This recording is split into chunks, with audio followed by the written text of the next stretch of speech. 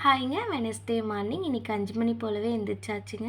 இன்றைக்கி சூப்பராக நிலா தெரிஞ்சுது. அதையும் ஒரு வீடியோ எடுத்துகிட்டு இன்றைக்கி சிக்கன் குழம்பு தாங்க பண்ண போகிறேன்.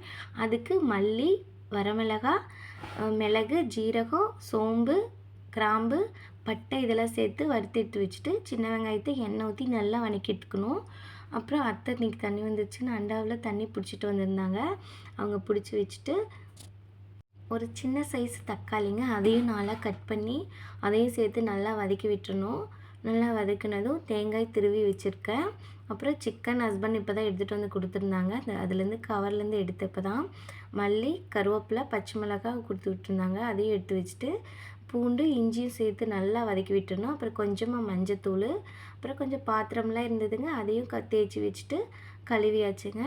அதுக்கப்புறம் சிக்கனை நல்லா மஞ்சத்தூள் போட்டு நல்லா கழுவி எடுத்துட்டேன். அப்புறம் ஒரு பாத்திரத்தில் எண்ணெய் ஊற்றி கடுகு, தேங்காய் போட்டு நல்லா வதக்கியாச்சுங்க. கடுகு, கருவேப்பிலை, அப்புறம் இந்த சிக்கனு, மஞ்சத்தூள், உப்பு எல்லாம் சேர்த்து நல்லா வதக்கினது எண்ணெயிலேயே.